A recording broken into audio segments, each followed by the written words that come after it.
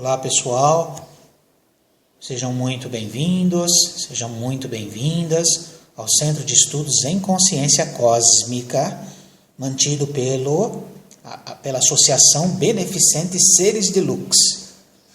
Nesta videoaula, a segunda referente a essa obra, nós estudaremos o Tal da Física, uma obra muito importante, de autoria do Fritjof Capra.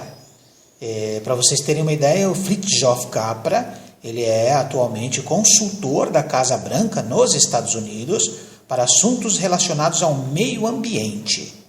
Tá legal? Então o capítulo que estudaremos hoje é Conhecendo e Observando, é o capítulo 2.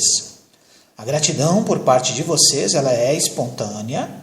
Quem sentir-se intuído a nos ajudar a associação sem fins lucrativos, que é a ABSL, estão aqui duas contas, tá? Que recebem depósitos, seja de que valor for. Ok, gente?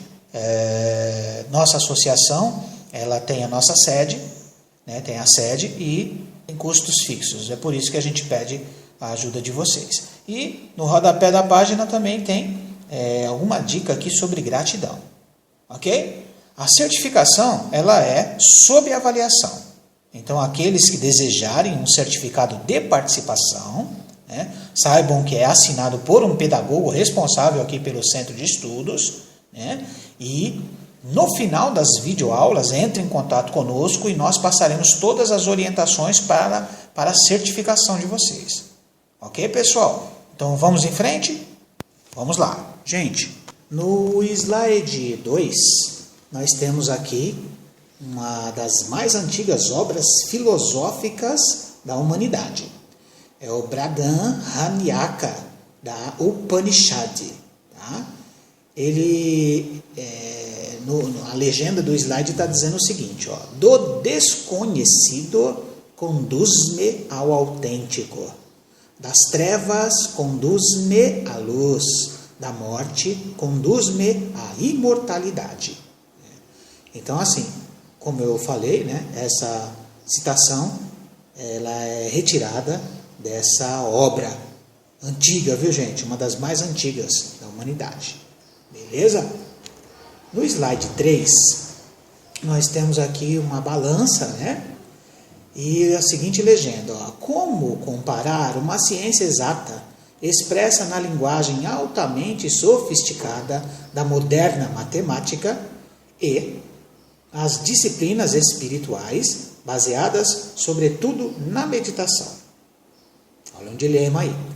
O que queremos comparar são as afirmações feitas por cientistas e místicos orientais acerca do seu conhecimento do mundo. Então, gente, esse é um certo dilema, né, que no decorrer deste capítulo nós entenderemos, tá certo? Como os resultados, né, entre as ciências da atualidade e as disciplinas, as práticas baseadas na meditação principalmente. Beleza? Vamos para o slide 4. Este capítulo pretende tornar claros estes dois pontos. Primeiro, a natureza do conhecimento envolvido. Segundo, a linguagem na qual este conhecimento é expresso.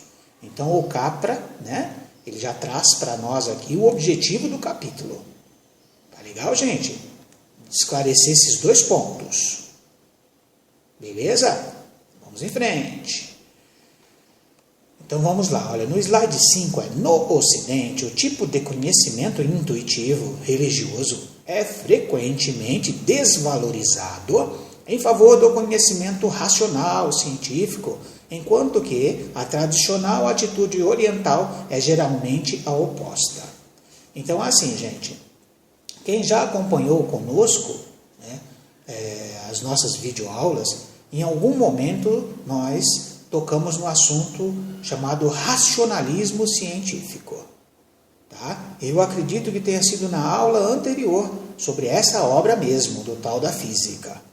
Então, esse racionalismo científico foi feito há 2.500 anos atrás. Uma corrente de pensadores simplesmente separou o materialismo do espiritualismo. E aí deu no que deu. Hoje, nós acreditamos que a verdade, nós ocidentais, acreditamos que a verdade está expressa nas literaturas, apenas e tão somente. Felizmente isso está mudando. A verdade, tem uma parte da verdade nas escrituras? Sim, principalmente nas escrituras corretas, né, gente? Tá? Agora, a verdade absoluta é quando você se une a Deus através da sua experiência direta. Aí você tem um desenvolvimento integral.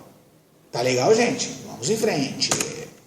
No slide 6, nós temos aqui, ó, o Lao Tzu, na China, disse: não saber que se sabe é melhor. Lembrando que o Lao Tzu é o autor do Tao Te Ching, uma das obras importantes na filosofia oriental, né? Já o Sócrates, na Grécia, proferiu a seguinte afirmação, a famosa afirmação: só sei que nada sei. Percebeu? Olha aí as similaridades, né, entre o pensamento de um oriental e um pensamento de um ocidental importantes. Tá certo? Então, nós temos na raiz, né, do conhecimento humano similaridades entre o Ocidente e o Oriente. Porque o Sócrates ele foi muito importante, pois ele sistematizou boa parte do conhecimento adotado pelo Ocidente até os dias de hoje. Tá legal, gente? Vamos para o slide 7. O conhecimento racional deriva da experiência que temos com os objetos e acontecimentos no meio de nosso dia a dia. Ou seja, além dos livros, né, gente? Nos livros, na verdade, está documentado essas experiências que nós temos com objetos, né? Pertence ao domínio do intelectual, cuja função é discriminar, dividir, comparar, medir e categorizar. Ou seja, os registros, que são as obras, eles passam por um filtro mental, né, que tem aí de selecionar o que é interessante. Mas nós sabemos que essa capacidade de selecionar, né, o que realmente é importante para a civilização, não é dada, essa capacidade não é dada para pessoas simples, não. Tá? No decorrer dos capítulos vocês entenderão isso, ok? Vamos para o slide 8. A abstração é a característica crucial deste conhecimento, que consegue se retirar, né, gente? Já que, com vista a comparar e classificar a imensa variedade de formas, estruturas e fenômenos que nos rodeiam, não podemos tomar as suas características em conta, mas selecionar algumas significativas. Se você selecionou, você já fracionou a verdade a respeito daquela situação. Assim, construímos um mapa intelectual da realidade, onde as coisas são reduzidas às suas características mais salientes. Ou seja, já fragmentou ou não fragmentou a verdade absoluta das coisas? O conhecimento fica comprometido, né, gente? Tá legal? Vê se vocês já conseguem entender isso. Beleza? Vamos para o slide 9. O conhecimento racional é, portanto, um sistema de conceitos abstratos e simbólicos, caracterizado pela estrutura sequencial, linear, típica da nossa maneira de pensar e dizer. Olha o exemplo aí, o alfabeto, né, gente? O alfabeto e suas maravilhosas possibilidades e limitações. Na maioria das línguas, esta estrutura linear tornou-se explícita pelo uso de alfabetos que servem para comunicar a experiência e o pensamento em longas linhas de caracteres. Tá? É um avanço? Sim, mas ao mesmo tempo é um avanço limitado, que limita a possibilidade de expressar a verdade. Tá legal? Vamos para o slide 10. O mundo natural, por outro lado, é infinitamente variado e complexo, de uma multidimensionalidade que não contém linhas retas ou formas completamente regulares, onde as coisas não acontecem sequencialmente, mas ao mesmo tempo. A mecânica quântica, gente, ela comprova isso aqui que está nessa legenda do slide 10. Viu? Tudo é muito dinâmico, tudo é muito multidimensional, sabe? Até hoje não se explicam direito os sonhos, sabe? Mesmo os cientistas que se debruçaram nisso não conseguem explicar na sua totalidade. Nós acompanhamos recentemente um pouco da obra de Freud. Freud não explica direitinho os sonhos, como nós temos hoje. As explicações derivadas das pesquisas que se adiantaram em relação ao tempo de Freud. Tá? Então, o mundo natural ele é muito amplo, gente, para ser expresso em linhas horizontais, em alfabetos limitados. Beleza? Vamos para o 11. Logo, só podemos esperar deste procedimento uma representação aproximada da realidade. Olha aí, concluindo que todo conhecimento racional é, portanto, necessariamente limitado. Vocês perceberam, pessoal? Então, vamos em frente. No slide 12, está dizendo o seguinte, ó. Para a maioria de nós é muito difícil estar a todo momento consciente das limitações e da relatividade do conhecimento conceitual. Nossa representação da realidade é muito mais fácil de alcançar que a própria realidade. Tendemos a confundir as duas e tomar os conceitos e símbolos pela realidade.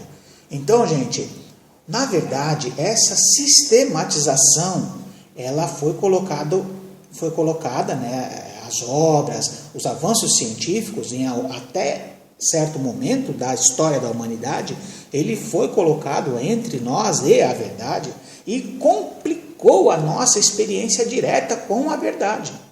Ele complicou, porque é muita obra, sabe? É muita gente querendo vender livro, principalmente nos Estados Unidos. Eles têm uma indústria muito forte nesse sentido. E isso, de alguma forma, nos afasta da verdade. Limitando o nosso contato com a verdade, com a experiência direta da realidade espiritual, né, gente?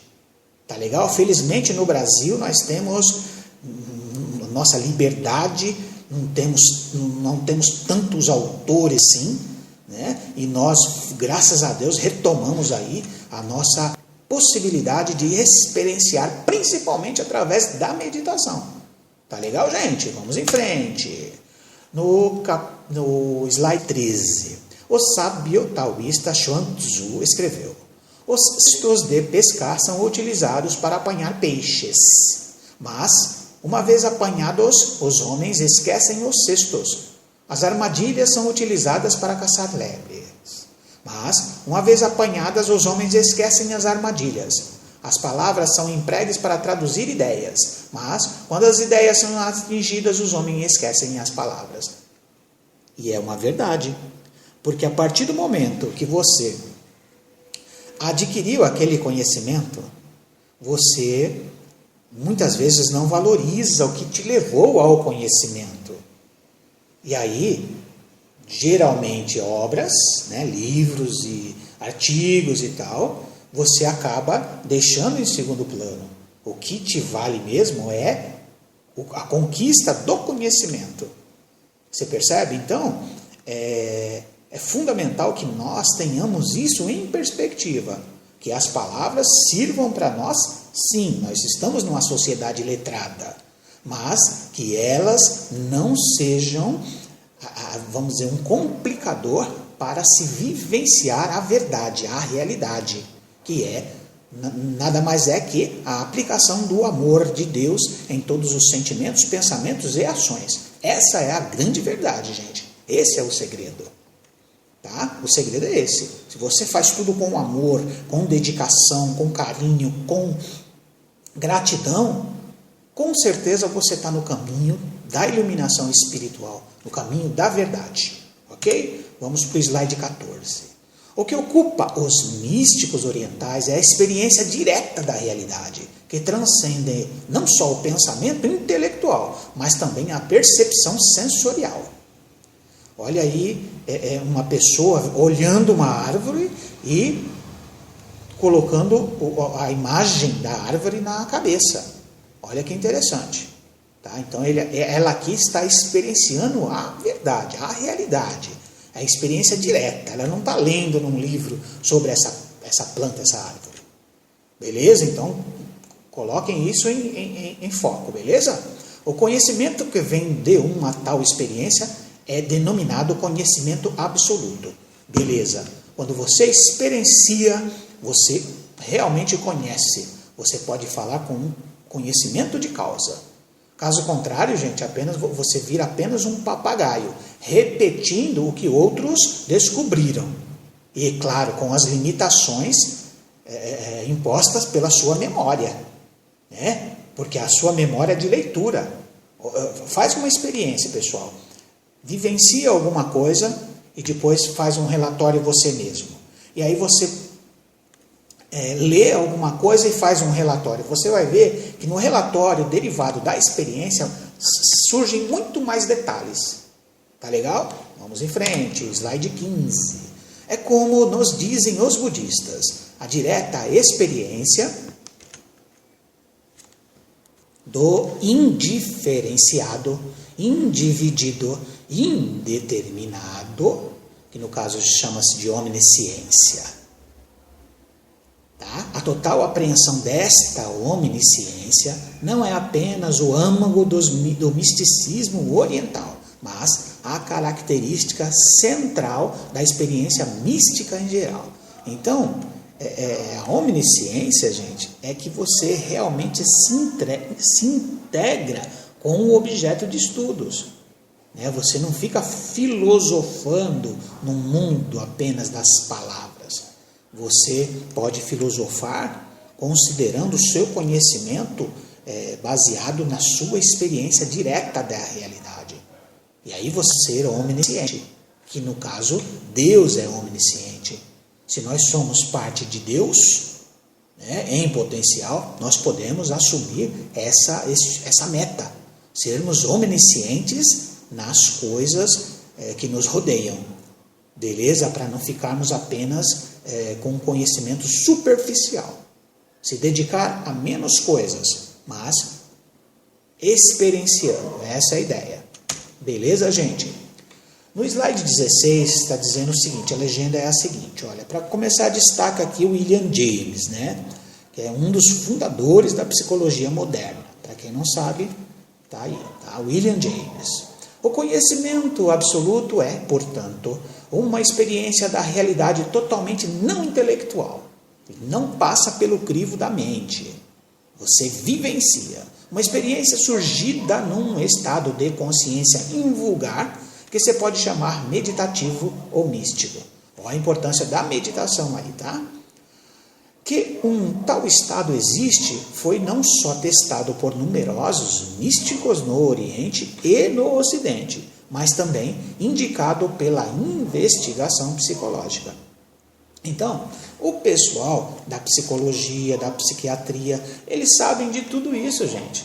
Só que muitas vezes não é interessante para eles divulgarem isso para a grande massa, como nós estamos fazendo aqui, tá? Dizer para as pessoas o seguinte, olha, para de enfiar a cara nesses livros aí, respira um pouco, vai lá fora tomar um sol, vai lá fora respirar um ar puro, tá? Vivencia isso, tá? Porque tem gente que muitas vezes não faz essas coisas simples, vai lá fora, junta suas mãos e agradece a Deus pela oportunidade de estar olhando para a natureza.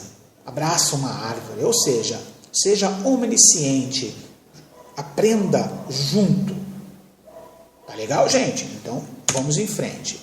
No slide 17, nós temos uma imagem aqui de uma cabeça meio perturbada aqui, né, gente? E parece que é um cientista. Olha, se existe um fator intuitivo na ciência, também no misticismo oriental, há um fator racional. A preponderância relativa da razão e da lógica. No entanto, varia enormemente de uma escola para a outra. Isso é uma questão interna lá do Extremo Oriente, né, gente? De uma escola para outra, existem problemas, existem fatores racionais que muitas vezes atrapalham lá o que se define e tal, mas isso é uma questão que a omnisciência, a experiência direta da realidade, tira de letra, tá? Porque você está vivenciando a realidade, então o conhecimento que você está adquirindo não tem nada a ver com esse rolo que fazem os homens, a limitação dos homens, né? Principalmente quando querem o poder, tá? Porque no Oriente também tem essa questão, viu, gente? Tá? Dos egos inflados. Beleza? Vamos em frente? No slide 18, nós temos aqui duas imagens, né? Do Vedanta, né? Vedanta Samanji, né? Que é um Buda, e nós temos aqui os códigos, né? Os códigos taoístas, duas imagens legais aqui, tá? Então, a Vedanta hindu ou Madhyamika budista, por exemplo, são escolas de matriz intelectual. Então, você veja, lá no Oriente já temos uma situação aqui. Já os taoístas sempre tiveram uma profunda desconfiança na razão e na lógica. Vocês perceberam? Nós, né, professor Pedro Povos, com suas pesquisas e tal, nós chegamos à conclusão que nossa mente, ela muitas vezes nos trai, porque nós priorizamos as coisas que às vezes não são tão importantes para conquistarmos o conhecimento real, o conhecimento verdadeiro das coisas. Portanto, gente, nós ficamos com essa segunda escola, que é a escola do taoísmo, tá? E nessa escola, inclusive, nós temos experiências diretas com a realidade, porque se vocês observarem, existem aqui uns códigos taoístas que nós usamos para a leitura do I Ching, sabe? Eles representam terra, fogo, os elementos da natureza. São códigos, são linhas, né, que nós usamos para nos conectarmos com o Tao, com Deus, com a grande vida do universo. E geralmente as leituras são muito interessantes, tá? Então, vamos em frente. No slide 19, nós temos o seguinte, ó, Zen, que teve a sua origem no budismo, embora fortemente influenciado pelo taoísmo, orgulha-se de ser sem palavras, sem explanações, sem instruções, sem conhecimento. Concentra-se quase totalmente na experiência da clarividência e só marginalmente se interessa pela sua experiência. Então, gente, já é uma variação do budismo, que é o Zen budismo. E aí, ele considera o taoísmo, como está na legenda do slide 19 aqui. Tá? Esse daqui realmente é um upgrade para nós ocidentais. O Zen budismo, o próprio taoísmo. Tá? Experiência da clarividência, gente, olha isso. Tá? Atualmente, nós aqui na associação, né, no centro de estudos, nós temos grupos que treinam, né, essa clarividência, tá? Através da meditação. E a experiência é muito legal. Tá legal, gente? Nós procuramos a experiência direta da realidade. Tá? E aos poucos a gente vai passando para vocês aqui como fazer isso. Vamos para o slide 20. Então, assim, olha, nós temos aqui o autor Suzuki, né? Então, D.T. Suzuki, por exemplo, escreve do budismo. A experiência pessoal é a base da filosofia budista. Neste sentido, o budismo é o empirismo radical ou experimentalismo, apesar do tardio desenvolvimento dialético para esclarecer o significado da experiência de clarividência. Aqui é o seguinte, gente. Nós acreditamos, né, nós, pelas nossas pesquisas, a gente percebe que as linhas de pesquisa, as filosofias, ou essas que são muito divulgadas no Oriente, elas, assim como o taoísmo, né, que priorizam a experiência direta, para nós são as ideais. Porque nós, até alguns anos atrás, não tínhamos acesso à literatura. Hoje nós temos muito acesso à literatura, né, através da internet, através de sebos que nos vendem livros mais baratos. Mas veio junto a possibilidade de nós conhecermos a linha do pensamento, as linhas do pensamento oriental, que nos ajudam a construir uma omnisciência, tá? Uma vivência da realidade. Ou seja, você pode até começar com um livro, né, que fala de uma linha filosófica, mas você também tem a chance de experienciar. Tá? Então é isso, gente. Vamos ao slide 21. Apesar de outras escolas do misticismo oriental serem menos radicais, a experiência mística direta está no cerne de todas. Olha o que a gente falou. A experiência mística direta, a vivência. Todo o conhecimento se baseia firmemente nesta experiência, conferindo assim às tradições orientais um forte acento empírico, sempre enfatizado pelos seus seguidores. Tá? Então, empirismo é experiência, né, gente? Tá? Então, felizmente, a gente tem essa perspectiva aí. Tá? E aí a gente coloca uma imagem dos 5 sentidos. E os 5 sentidos, ele limita muito a nossa experiência com a realidade, tá, gente? Ele limita muito, os sentidos limitam muito, mas ao usarmos os sentidos de forma inteligente, a gente já começa a se libertar das limitações impostas por eles.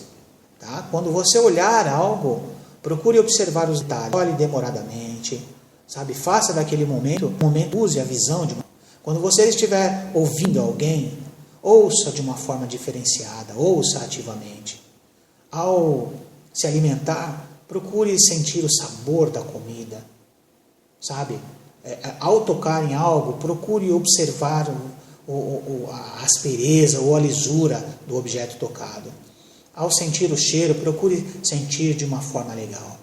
Você usando os 5 sentidos de uma forma inteligente, né, aos pouquinhos você vai desenvolvendo outros sentidos, como o pensar, por exemplo. O pensar, nós pesquisadores, consideramos o pensar hoje em dia como um sentido. Basta que nós fiquemos esse sentido do pensar para pensar com inteligência, pensar com sabedoria. E aí você tem um controle disso. Né? Ou numa outra videoaula que nós temos sobre o poder do agora, a gente fala bastante essa questão do pensar. Nós não somos o nosso pensamento, tá, gente? Nós somos senhores dos nossos pensamentos. Não podemos agir pelos pensamentos apenas. Beleza? Vamos em frente. No slide 22, nós temos aqui em destaque o Joseph Needham, que foi um embriologista, historiador de ciências, bioquímico e sinologista inglês. Né? Vamos ver o que fala a legenda aqui. Olha. Joseph Needham destaca repetidamente a atitude empírica dos taoístas no seu trabalho Science and Civilization in China e saca a esta atitude a razão do taoísmo ser a base da ciência e tecnologia chinesas. Olha que legal. Os primeiros filósofos taoístas, nas palavras de Needham, retrocederam ao ermo, às florestas e às montanhas para ir meditar sobre a ordem da natureza e observar as suas inumeráveis manifestações. Gente, quem assistiu o documentário, né, ou mesmo o filme sobre Buda, sabe, percebe que o Buda se iluminou junto à natureza. Encontrou o caminho do meio através das experiências, olha aí, empirismo, e se iluminou. Tá? E o Needham está dizendo isso, olha, esse pessoal, eles vão para a experiência direta e o conhecimento derivado dessa experiência direta tornou-se a base da ciência e de tecnologia deles, gente. Então, vamos ficar atentos a essas questões. Ok, gente? Vamos para frente. O slide 23 está dizendo o seguinte, ó, no misticismo oriental, A fixação do conhecimento na prática sugere um paralelo com a base experimental do conhecimento científico. Este paralelo é ainda reforçado pela natureza da experiência mística. Nas tradições orientais, esta é descrita como uma visão direta, alheia ao domínio intelectual, resultante mais da atenção que do raciocínio, do olhar interior de cada um, de observação. Então, gente, quem medita já há algum tempo não consegue descrever com riqueza de detalhes as vivências que nós temos, não, viu, gente? Tá? Não dá para colocar no racional todas as experiências, não. É importante que medite para que a gente tenha experiências cada vez melhores, cada vez que fortaleçam cada vez mais a nossa fé. Tá certo, gente? Então, aqui ele está dizendo que sugere um paralelo com a base experimental do conhecimento científico. Sim. Nos laboratórios se experimenta muito, né, gente? Só que tem um detalhe. Quando você faz a sua própria experiência, o conhecimento que você adquire não é através de terceiros, através da sua vivência, através das suas habilidades cognitivas de aprendizado. Tá certo? Então ele é mais intenso. Você se liberta do que outros registram para você. Tá legal, gente? Então, vamos pensar nisso aí, tá? No slide 24, uma chamada de atenção deve, talvez, ser aqui acrescentada.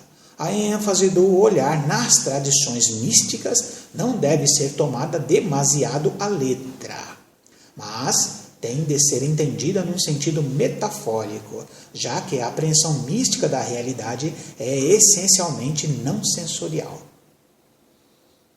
Tá percebendo, gente? Então, mais uma vez aqui o Capra traz para a gente aqui, olha, é importante a gente considerar a apreensão não sensorial da realidade, sabe? Não é através dos sentidos, é através das vivências. Tá? Então, observem isso. Você, ao meditar, você começou a observar, né? Torne-se um observador de si mesmo. Você começou a observar algumas situações diferenciadas, deixa rolar. Deixa rolar, porque é sua iluminação chegando. Não tenta registrar tudo, não. Deixa acontecer. Sabe? As descobertas são fantásticas. Certeza absoluta, gente. Vamos para o slide 25. O paralelo entre as experiências científicas e as práticas místicas pode parecer surpreendente face à natureza muito diferente destes modos de observação. Os físicos realizam experiências envolvendo um elaborado trabalho de equipe e uma tecnologia altamente sofisticada, ao passo que os místicos obtêm o seu conhecimento unicamente pela introspecção, sem quaisquer máquinas, na privacidade da meditação. Então, gente, tudo na vida é escolha. Você pode escolher aguardar esse pessoal, fazer as devidas considerações deles. Eles descobrem algo hoje, daqui a 10, 15, 20 anos a gente fica sabendo. Ou pode ir para a privacidade do seu ambiente e descobrir as coisas, né, construir a sua verdade, a realidade, através da sua própria experiência. Tá? Aqui nas imagens está aqui muito bem explicado.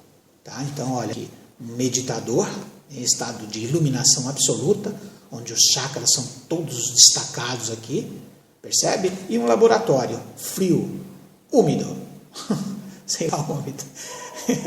Um laboratório onde nós esperaremos aí muito tempo para ter acesso ao conhecimento que eles descobrem lá. Muitas vezes em forma de remédio, né, gente? Tá? Para curar doenças que nem existem. Tá legal, gente? Então, vamos em frente aqui no slide 26. Os cientistas e os místicos desenvolveram, pois, métodos altamente sofisticados de observação da natureza, inacessíveis às pessoas comuns, olha o que a gente falou. Uma página de um periódico de física experimental moderna será tão misterioso para o não iniciado como uma mandala tibetana. São ambos registros de indagações da natureza do universo. Tá aí, gente. Tá? Então, penso que não tem muita opção para a gente, não. Porque mesmo depois que descobrem tudo, existe o linguajar, né, gente? Que muitas vezes a gente não conhece. Porque esse pessoal codifica tudo para criar um lobby, né, de cientistas que exercerão influência numa certa sociedade, de alguma forma. Né? Então, você tem dificuldade de interpretar uma mandala? Nós também temos. Então, os códigos que eles usam na ciência atual, né, na física principalmente, é justamente esse. Portanto, está aí. A proposta é que nós vivenciemos a nossa onisciência. Mais uma vez eu estou repetindo essa onisciência. Por quê? Porque é a vivência direta da realidade. Tá legal, gente? O slide 27, ele está propondo o seguinte para a gente, olha, a preparação mental para o estado imediato, não conceitual, da realidade é o propósito maior de todas as escolas do misticismo oriental, bem como de muitos aspectos do modo de vida oriental. Olha aí que legal. Durante a longa história cultural da Índia, China e Japão, enormes variedades de técnicas, rituais e formas de arte se desenvolvem com esse propósito, todas podendo ser chamadas meditação no sentido lato da palavra. Então, assim, gente, quando você implanta na sua sociedade uma cultura da vivência, você pode potencializar isso em todas as suas ações. Entendeu? Então, ao escrever, você pode escrever. Então, gente, escrever, por exemplo, você pode escrever de qualquer jeito, rapidinho, como a gente faz aqui no Ocidente. Só que observem as letras dos japoneses. Eles desenham as letras, eles escrevem, eles constroem as letras. Ou seja, é uma forma de se integrar com o que está sendo criado. É uma forma de meditação. Então, isso para eles lá é normal. Tá? Porque a partir do momento que eles têm essa cultura de experienciar a realidade, eles podem fazer isso a qualquer momento, em todos os momentos da vida. Tá legal, gente? Então pensem nisso aí. Como é que tá para você os seus momentos na vida? Você está valorizando ou está fazendo de qualquer jeito? Pense nisso. Tá? Qual que é a sua experiência cotidiana? Ao ir para o trabalho, você sempre está atrasado ou você curte o trajeto, você conversa com as pessoas, você faz dessa experiência uma experiência única. Tá legal? Vamos em frente. No 28 está dizendo o seguinte, ó, as formas de arte orientais são, do mesmo modo, formas de meditação. Olha aí. Não são tanto meios de expressão das ideias artísticas, mas meios de autorrealização pelo desenvolvimento do modo intuitivo de consciencialização. Música indiana, Tai Chi Chuan, cerimônia do chá, caligrafia chinesa, etc., são práticas usadas para desenvolver o modo de consciencialização meditativa. Então foi o que a gente falou no slide 27. É possível nós meditarmos o tempo todo. Tá? E agora eu me lembrei da meditação do minuto, né, gente? Aqueles que têm dificuldade de meditar, né, procurem na internet, pesquisem no YouTube. Nós temos a meditação do minuto. Você começa com 1 minuto apenas. Você dá uma paradinha, medita 1 minuto. Aí dá outra paradinha, medita outro minuto. E aí, em algum momento, nós conseguiremos implantar aí uma cultura meditativa aqui em nosso país, né? No hemisfério ocidental. Essa é a ideia. Tá? Porque quando você está em estado meditativo permanente, você está conectado com Deus. Ao estar conectado com Deus, você sente, pensa e age baseado no amor, baseado no bem, no belo. E aí tudo melhora para todos. Beleza, gente? Vamos para frente. Quando o espírito racional é silenciado, o modo intuitivo produz uma característica extraordinária. O meio ambiente é sentido de uma forma direta, sem o crivo do pensamento conceitual. Olha o pensamento conceitual limitando a gente aí. Tá? Então, vamos pensar a respeito disso. A experiência da unidade com o ambiente é a característica mais importante desse estado meditativo. É um estado de consciencialização em que cessou toda a forma de fragmentação, desaparecida na unidade indiferenciada. Então é isso, gente. Quando você valoriza o seu momento, o seu presente, quando você valoriza o agora, quem desejar pode acompanhar nossas videoaulas sobre o agora. Nós estudamos a obra do Eckhart Tolle, já temos algumas videoaulas lá. E aí, ao valorizar o agora, gente, você se posiciona, né, serenamente diante de todos os desafios. E aí a inteligência, sua inteligência conectada com a grande inteligência do universo, ela não precisa mais do pensamento conceitual para agir.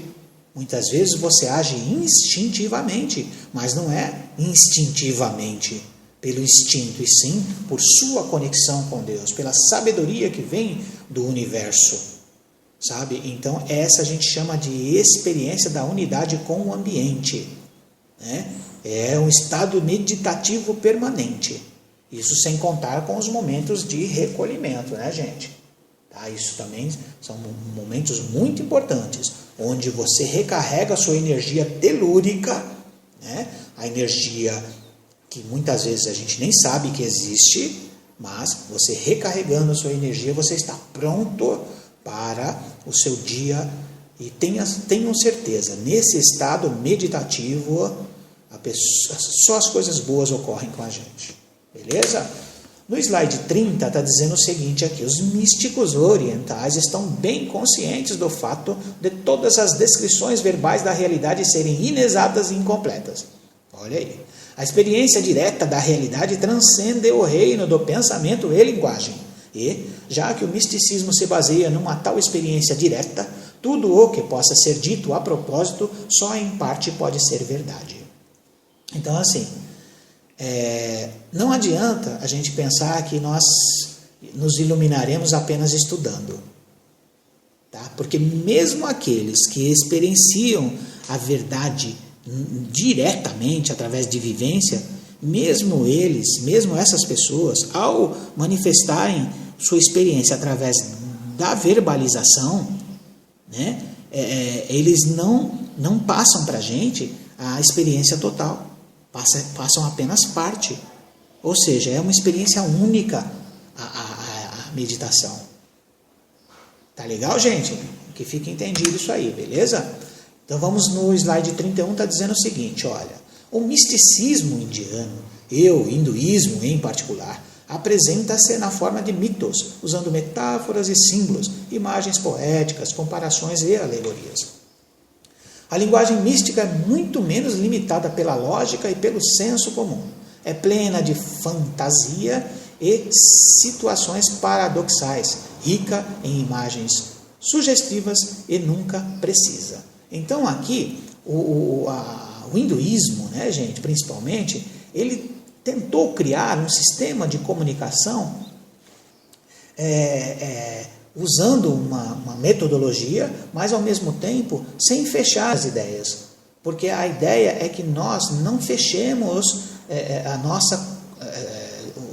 nossa comunicação. Deixemos sempre algo para quem tem acesso à codificação, deixemos algo para a pessoa própria pensar, para ela criar a sua linha de pensamento, linha de conceito, melhor dizendo, da forma que ela acha melhor. Tá? O pessoal, o hinduísmo, eles usam esse método. Tá legal, gente? Através das imagens, né? Então, no slide 32 está dizendo o seguinte: a física moderna chegou à mesma atitude no que diz respeito aos seus modelos e teorias verbais. Também eles são apenas aproximações e necessariamente inexatos. São a contrapartida dos mitos, símbolos e imagens poéticas orientais. E é a este nível que estabeleceremos os paralelos. Então, assim, o Capra está assumindo um desafio aqui, de trazer os códigos, né, trazer os símbolos, né, para a gente comparar o misticismo oriental com a ciência de hoje. né, com a física moderna. Tá legal, gente? Então, vamos acompanhar nos próximos capítulos, nós teremos aí novidades, ok?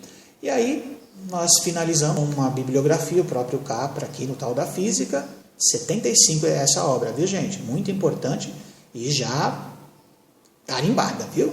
E aí temos uma web-bibliografia para vocês pesquisarem um pouquinho mais, se desejarem, né?